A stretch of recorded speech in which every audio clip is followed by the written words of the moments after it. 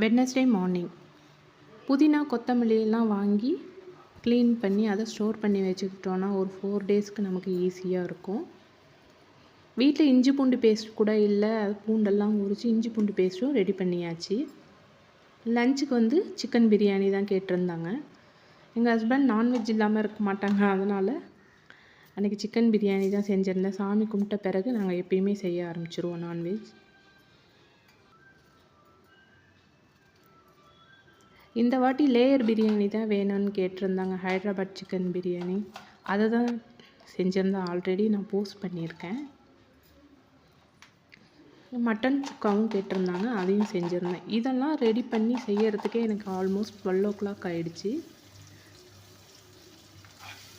Non veg செய்கிறதுனாலையா என்னன்னு தெரில, ஒரு குட்டி பூனை வீட்டுக்கு பின்னாடி இங்கேயும் அங்கேயும் சுற்றிக்கிட்டே ஒரே விளையாடிட்டு இருந்தது. எங்களை பார்த்தோன்னே பயந்து ஓடிடுச்சு.